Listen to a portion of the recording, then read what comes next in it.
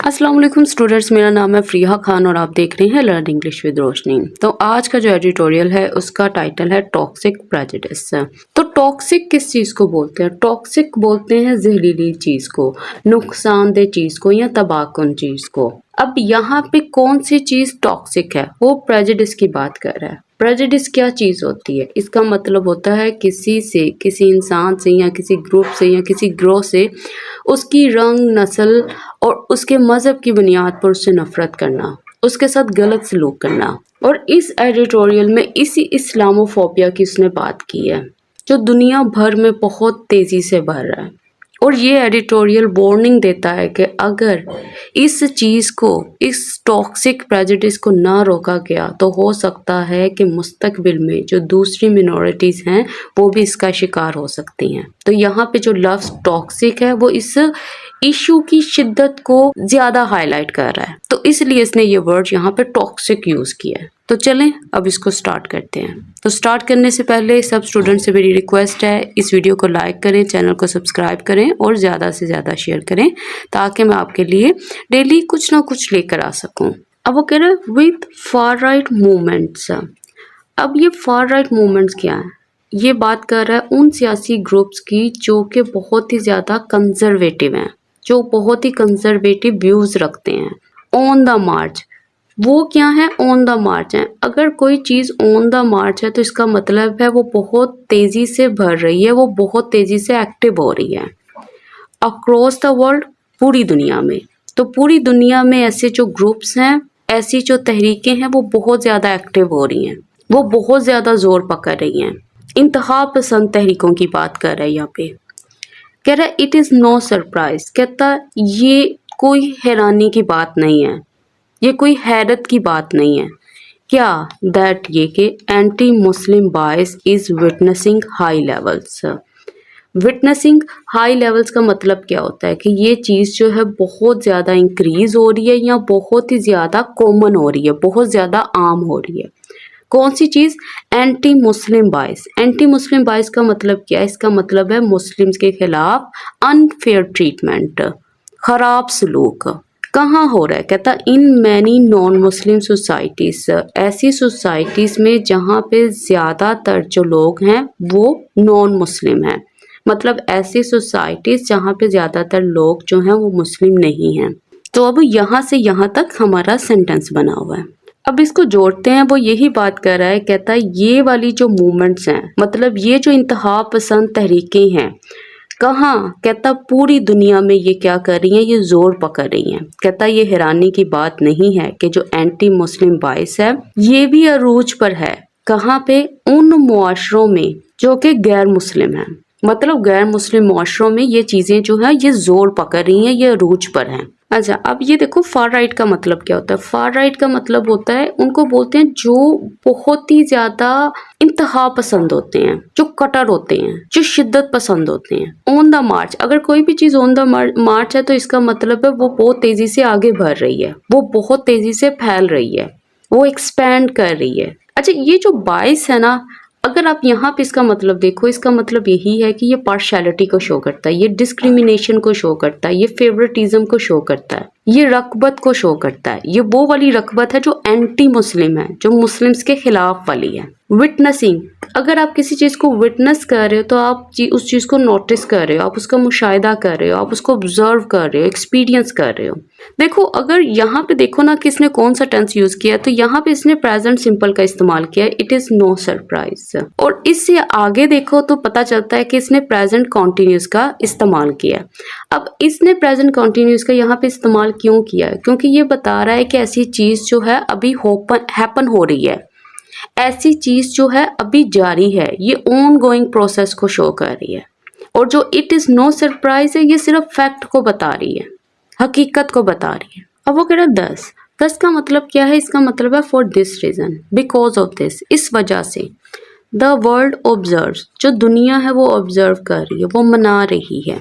किस चीज़ को? The international day, इस डे को। अच्छा, किस लिए? टू कॉम्पैट, ताकि वो मुकाबला कर सके इस्लामोफोबिया का, टुडे, आज। मतलब ये वाला सारा दिन, ये वाला दिन पूरा नेम क्या है उसका जो इसने यहाँ पे यूज किया, international day to combat Islamophobia. ठीक है, अगर आप इसको ब्रेक करके देखो तो कॉम्बैट का मतलब यही होता है कि आप उससे फाइट कर रहे हो, आप उसकी मुखालफत कर रहे हो। There must be a renewed pledge, कहता है यहाँ पे क्या होना चाहिए, एक रीन्यूड मतलब एक फ्रेश, एक नया, एक ताज़ा प्लेज होना चाहिए। प्लेज किसको बोलते हैं, वादे को बोलते हैं। और मस्ट का यूज़ किया तो इसका मतलब है ये चीज़ नेसेसरी है, ये लाजमी होनी चाहिए। अच्छा, कहाँ से प्लेज आए, कहता फ्रॉम गवर्नमेंट्स, गवर्नमेंट से। यहाँ पे गवर्नमेंट से मुराद क्या है इसकी, मतलब मुख्तलिफ कंट्रीज़ के जो लीडर्स हैं उनसे, अक्रॉस द वर्ल्ड, पूरी दुनिया से। अच्छा, क्यों ये प्लेज आना चाहिए, कहता टू फाइट, ताकि वो फाइट कर सकें, मुकाबला कर सकें टॉक्सिक एंटी मुस्लिम प्रेजुडिस, इस चीज़ का, एज वेल एज, कहता साथ ही साथ डिस्क्रिमिनेशन का, इम्तियाज का, तफरीक का, किसके खिलाफ, against believers of all faith, मतलब जो भी अनफेयर ट्रीटमेंट जो है वो दूसरे जितने भी रिलीजन के लोग हैं उनसे किया जाता है। मतलब जो भी ख़राब सलूक, ये खाली मुस्लिम्स की बात नहीं कर रहा है यहाँ पे, ये उन सब की बात कर रहा है जो किसी भी रिलीजन से ताल्लुक़ रखते हों, लेकिन उनके साथ जो है वो उनको देख कर डिस्क्रिमिनेशन शो की जाती हो, उनके साथ गलत सलूक किया जाता हो, सिर्फ उनके मज़हब की बुनियाद पर।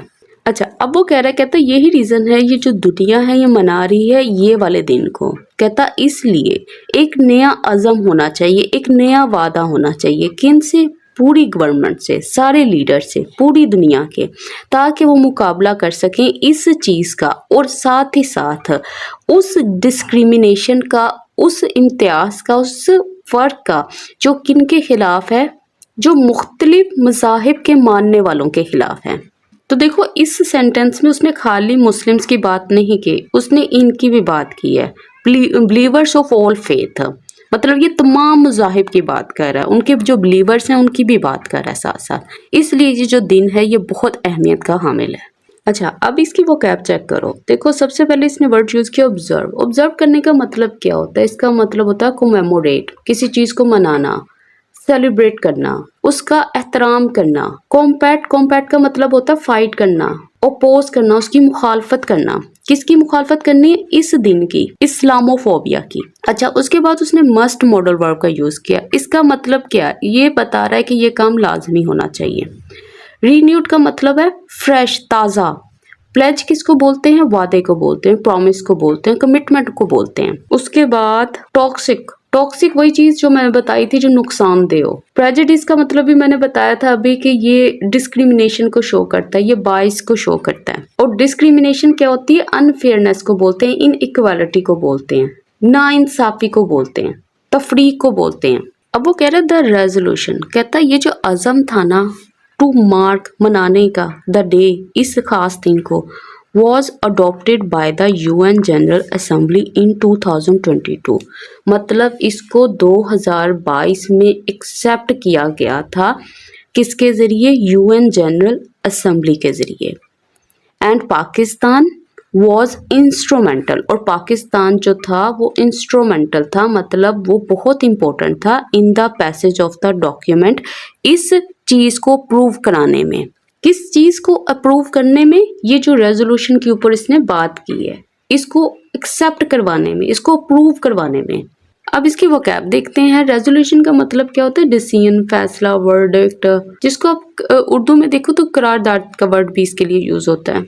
ठीक है, मार्क करने का मतलब होता है ऑब्जर्व करना, मनाना। अडॉप्ट किया गया था तो इसका मतलब है इसको एक्सेप्ट किया गया था, प्रूव किया गया था, एंडोर्स किया गया था इनके जरिए। बाय लगा के आपने ये चीज बतानी है कि किन्होंने किया था, क्योंकि ये पैसिव सेंस दे रहा है ना, ये पैसिव में बना हुआ है। इसको अप्रूव किया गया था इनके जरिए। इंस्ट्रूमेंटल का मतलब क्या होता है, ये क्रूशियल था, ये सिग्निफिकेंट था, ये बहुत इंपॉर्टेंट था। पैसेज, पैसेज का मतलब यहाँ पे क्या है, अप्रूवल की बात कर रहा है, मंजूरी की बात कर रहा है। अब वो कह रहा है हाउएवर, ताहम, कहता डिस्पाइट द नोबल इंटेंशंस, कहता इस चीज के बावजूद। नोबल इंटेंशंस क्या है, नोबल इंटेंशंस का मतलब है इनके जो अच्छे इरादे थे, जो इनके नोबल गोल्स थे। कौन से गोल्स थे, ये जो ऊपर इसने यहाँ पे तफसील में बताया था ना, ये इरादा था, इस वजह से इस दिन को मनाया जाता है। तो कह रहा है कि इन चीजों के बावजूद, इन इरादों के बावजूद, कौन से इरादे, ऑफ द रेजोल्यूशन, जो कि इस अज़्म के थे, इस प्लेज के थे, कहता मुस्लिम्स अक्रॉस द वर्ल्ड, कहता जो मुस्लिम है पूरी दुनिया में continue to face different forms of violence, के वो मतलब आज भी मुख्तलिफ किस्म का जो हार्म है, जो अटैक है, जो ख़राब ट्रीटमेंट है, उसको आज भी एक्सपीरियंस करते हुए आ रहे हैं। मतलब ये जो चीज़ है ये आज भी कंटिन्यू है, आज भी वो इस चीज़ को एक्सपीरियंस कर रहे हैं। अच्छा, अब यहाँ पे देखो इसने डिस्पाइट का वर्ड यूज किया। डिस्पाइट के अलावा आप इन स्पाइट ऑफ भी यूज कर सकते हो, आप रिगार्डलेस ऑफ भी यूज कर सकते हो, नॉट विद स्टैंडिंग भी आ सकता है, लेकिन डिस्पाइट के बाद ऑफ नहीं आता। डिस्पाइट के बाद आप डायरेक्ट उस चीज को मेंशन करोगे जिसके लिए आपने ये लगाया है। नोबल हर वो चीज होती है जो अच्छी हो। इंटेंशंस क्या होते हैं? इरादों की बात कर रहा है, पर्पसेस की बात कर रहा है, उनके जो मकासद थे। और फेस करना मतलब इस चीज को एक्सपीरियंस करना, इसका सामना करना। अब वो आगे कह रहा है फॉर एग्जाम्पल, कहता मिसाल के तौर पर, कहता यूके बेस्ड ग्रुप, कहता जो यूके बेस्ड ग्रुप है मतलब एक ऐसी ऑर्गेनाइजेशन जो ऑपरेट कर रही है यूके में। अच्छा कौन सी? कहता टेल मामा, ये कहता सेज, ये कहती है there was a 73% rise in Islamophobic assaults, मतलब कितना इंक्रीज था ऐसे हमलों में? 73%। मतलब जो अटैक्स या वायलेंस मुस्लिम के खिलाफ था वो सिर्फ किस वजह से था? वो इस्लाम से नफरत की वजह से था, इसलिए उसने यहाँ पे लिखा है इस्लामोफोबिक असॉल्ट्स। अच्छा कहाँ पे? कहता इन ब्रिटेन लास्ट ईयर, कहता यहाँ पे यूके की बात कर रहा है। कहता वाइल, कहता जहाँ CAIR, कहता मुस्लिम एडवोकेसी ग्रुप इन अमेरिका, मतलब एक ऐसा ग्रुप जो मुस्लिम्स के हक में बोलता है, जो मुस्लिम्स के हकूक को प्रोटेक्ट करता है। सेज, वो कहता है there were over 8,600 anti Muslim and anti Arab incidents reported in 2024। तो अब वो ये बात कर रहा है कि 8,600 ऐसे इंसिडेंट्स जो हैं वो 2024 में रिकॉर्ड किए गए थे। मतलब ऐसे वाक़े जहां पे टारगेट किनको बनाया जाता था? मुस्लिम्स को या अरब्स को, उनके साथ गलत सलूक किया जाता था। और ये रिपोर्ट कब की है? ये 2024 की भी बात कर रहे हैं। तो चलें अब इसकी वोकैब देखते हैं। देखो असॉल्ट क्या चीज होती है? असॉल्ट बोलते हैं हमले को, अटैक को बोलते हैं, अग्रेशन को बोलते हैं। अच्छा एडवोकेसी, एडवोकेसी का मतलब क्या होता है? सपोर्ट करना, हमायत करना, वकालत करना। अब ये किसकी वकालत करते हैं? ये मुस्लिम एडवोकेसी ग्रुप है, ये मुस्लिम की हिमायत करने वाला ग्रुप है। और कहाँ है? अमेरिका में। रिपोर्टेड, देखो रिपोर्टेड जो है ये वर्ब है, इसका मतलब है ऐसे जो इंसिडेंट्स हैं इनको रिपोर्ट किया गया, इनको रिकॉर्ड किया गया, इनको डॉक्यूमेंटेड किया गया, इनको रजिस्टर्ड किया गया। ये सब आप वर्ड्स इसके लिए यूज कर सकते हैं। अब वो कह रहा है हाउएवर, कहता ताहम, कहता इस्लामोफोबिया। फोबिया का मतलब क्या होता है? खौफ, डर। इस्लामोफोबिया मतलब इस्लाम को लेकर ये जो डर है। कहता है ये जो इस्लाम को लेकर इनके दिल में जो फियर है, जो डर है, जो नफरत है, is not just confined to the west. कहता है ये सिर्फ यहाँ तक लिमिटेड नहीं है, ये यहाँ तक रिस्ट्रिक्टेड नहीं है, ये यहाँ तक महदूद नहीं है।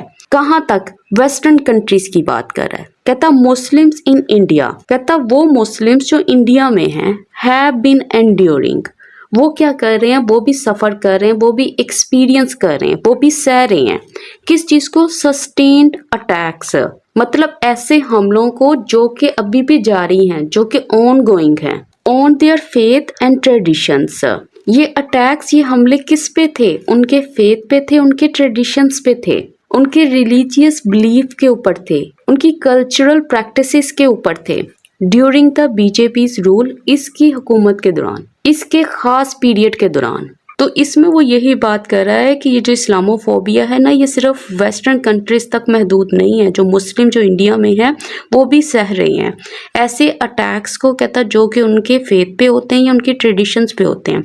और ये अटैक्स कब से ज़्यादा सह रहे हैं? कहता बीजेपी के रूल के दौरान, मतलब जब इसका टाइम पीरियड आया था तब से ये इस चीज़ को सहते हुए आए हैं। अब यहाँ पे इसने प्रेजेंट परफेक्ट कंटिन्यूस का स्ट्रक्चर यूज़ किया है। ठीक है, मुझे कैसे पता चला कि ये प्रेजेंट परफेक्ट कंटिन्यूस है? क्योंकि मुझे हैव नज़र आया, उसके बाद बीन नज़र आया और उसके बाद एंड्योर में ING नज़र आया, इसलिए मुझे पता चला ये प्रेजेंट ये परफेक्ट कंटिन्यूस का स्ट्रक्चर बना हुआ है।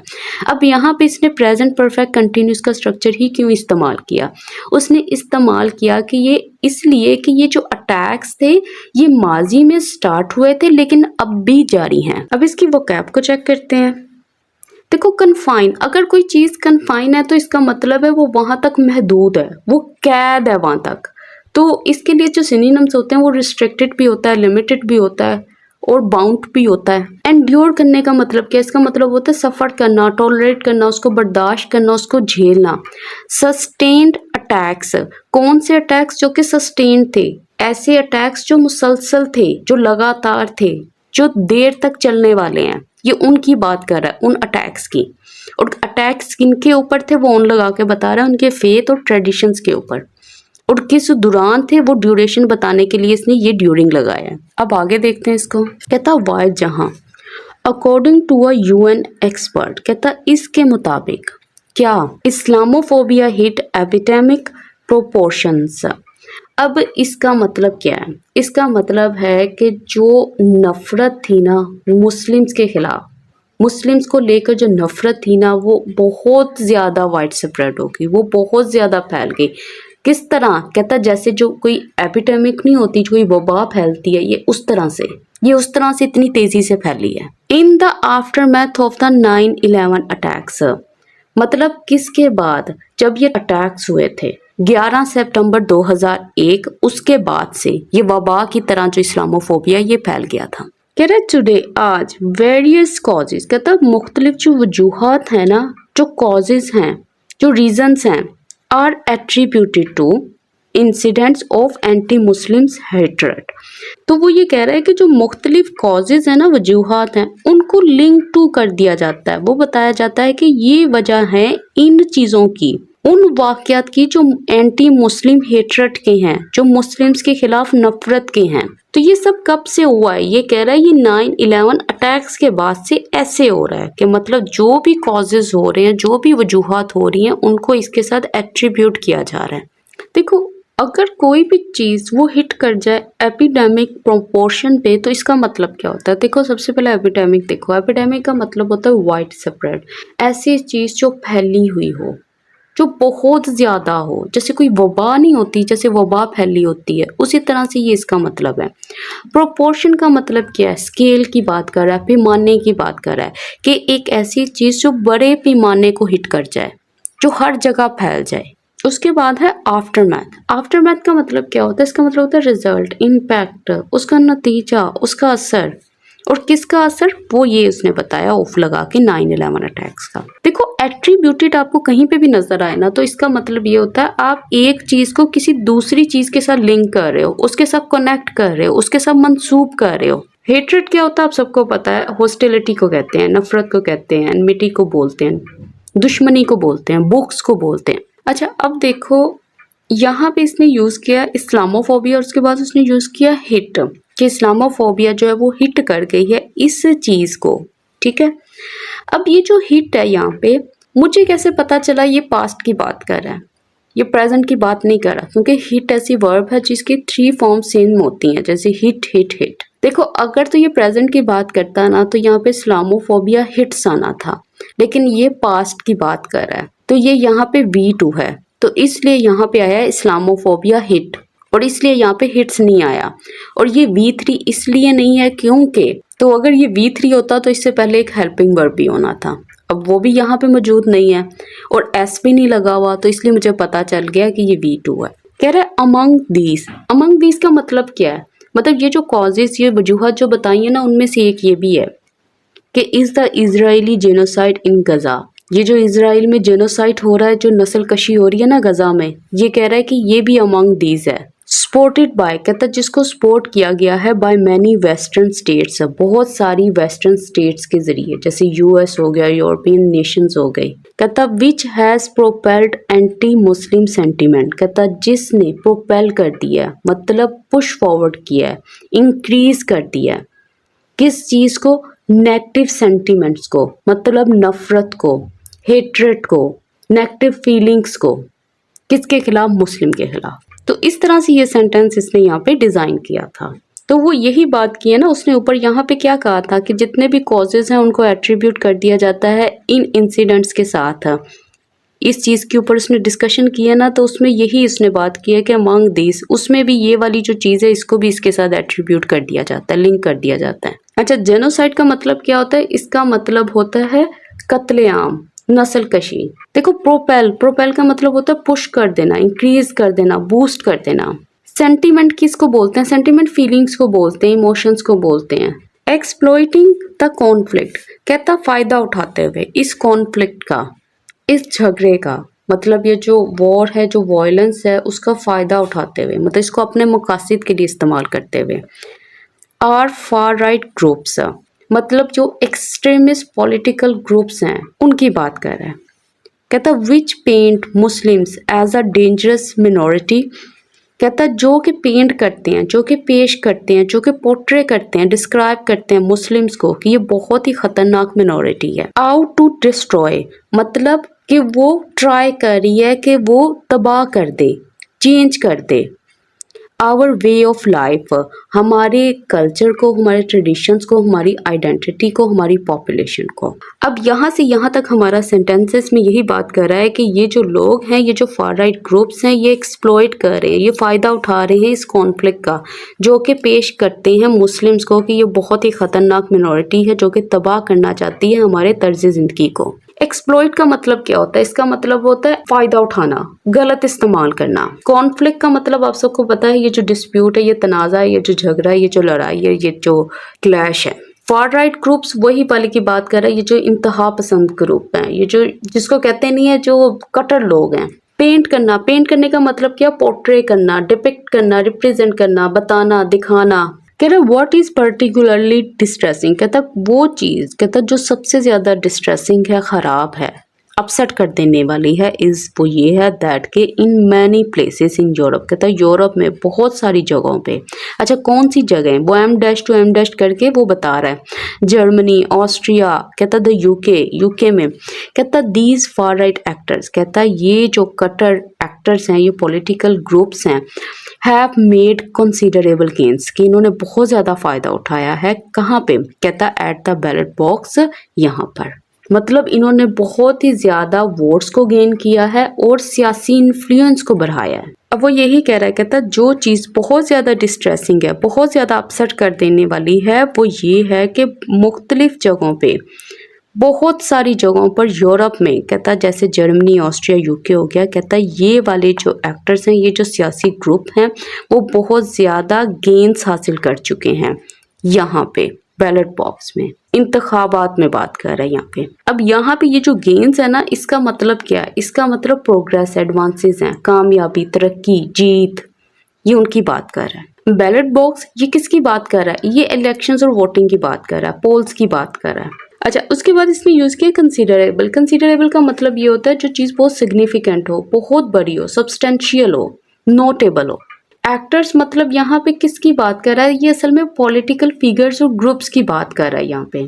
अब आगे देखो, कह रहा मीनवाइल इन द यूएस, कहता इसी दौरान यूएस में मैनी अमंग्स, बहुत सारे, किसमें बहुत सारे? कहता president Donald Trump's inner circle, कहता इसका जो इनर सर्कल है, जो इसके क्लोज एडवाइजर्स हैं, जो इसके ऑफिशियल्स हैं, जो इसके अलाइज हैं, जो इसके दोस्त हैं, आर नोन टू, कहता वो पहचाने जाते हैं कि वो हार्बर करते हैं, वो रखते हैं किस चीज़ को? एंटी मुस्लिम व्यूज़ को, ऐसे व्यूज़ को जो कि एंटी मुस्लिम है, मतलब मुस्लिम्स के खिलाफ वो नेगेटिव ओपिनियंस रखते हैं। तो इसमें यही बात कर रहा है कि बहुत सारे जो यूएस में हैं, मतलब प्रेसिडेंट डोनाल्ड ट्रंप के जो क्लोज सर्कल है, जो इसके आसपास के लोग हैं, कहता है ऐसा जाना जाता है कि वो रखते हैं एंटी मुस्लिम व्यूज़ को, ऐसे ओपिनियंस को रखते हैं। अच्छा, यहाँ पे अमंग्स का मतलब क्या होता है? दरमियान में। इसने यहाँ पे यूज़ किया इनर सर्कल का। इनर सर्कल का मतलब क्या होता है? वो लोग जो इसके ट्रस्टेड पीपल हैं, ठीक है, जो ट्रस्टेड ग्रुप है, जो इसके एसोसिएट्स हैं, जो इसके जानने वाले हैं, जो इसके दोस्त हैं।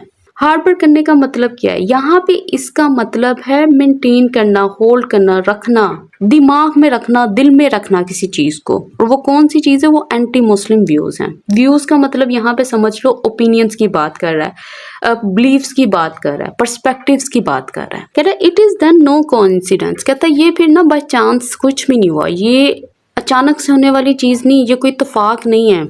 क्या कहता दैट ये कि Islamophobia in western states has Ryzen, कि जो इस्लामोफोबिया है ना वेस्टर्न स्टेट्स में वो बढ़ चुका है। एज कहता जैसा कि जीनोफोबिक फोर्सेस कौन सी होती हैं, मतलब ये उन सियासी ग्रुप्स की बात कर रहा है जो खिलाफ होते हैं इमिग्रेंट्स के या उन लोगों के जो दूसरे डिफरेंट कल्चर से आते हैं। Have gained more political power, कि वो क्या कर चुके हैं, वो गेन कर चुके हैं बहुत ज़्यादा पॉलिटिकल पावर को, मतलब वो बहुत स्ट्रॉन्ग हो चुके हैं, उनका इन्फ्लुएंस जो है वो बहुत ज़्यादा बढ़ चुका हुआ है। अच्छा, ये सेंटेंस जो है इसमें वो ये बात कर रहा है, कहता है इसलिए ये इत्तेफाक नहीं है कि जो इस्लामोफोबिया ना वेस्टर्न स्टेट्स में वो बढ़ गया है। कहता है ये जो जीनोफोबिक फोर्सेस है ना असल में ये बढ़ चुकी हैं, इनको सियासी ताकत हासिल हो चुकी है, इस वजह से वो ये बात कर रहा है कि ये जो चीज़ें हैं ये इंक्रीज हुई हैं। ऑफ कोर्स जब जीनोफोबिक फोर्सेस ऐसे पॉलिटिकल ग्रुप्स इंक्रीज होंगे तो ये चीज़ भी तो इंक्रीज होगी ना। जीनोफोबिक क्या होता है मैंने अभी एक्सप्लेन कर दिया, ठीक है, मतलब गैर मुल्कियों को लेकर उनसे नफरत करना,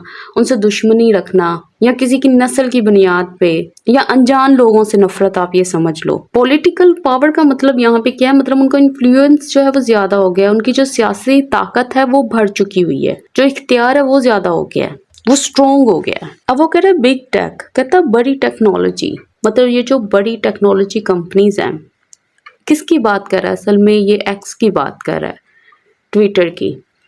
कहता पर्टिकुलरली खास तौर पर इलोन मस्क, कहता ये has also played a role, कहता इसने भी एक अहम किरदार अदा किया है इन डिमोनाइजिंग मुस्लिम, मतलब मुस्लिम्स को बदनाम करने में इसने भी बहुत अहम किरदार अदा किया है। डिमोनाइज करने का मतलब क्या होता है, किसी को खराब दिखाना, किसी को बदनाम करना, किसी को बुरा दिखाना, किसी की गलत तस्वीर पेश करना। अब वो कह रहा है टू कॉम्पैट करने के लिए, फाइट करने के लिए, किसके खिलाफ, कहता है द राइजिंग टाइड, कहता है ये जो बढ़ती हुई लहर है, किसकी, हेट की।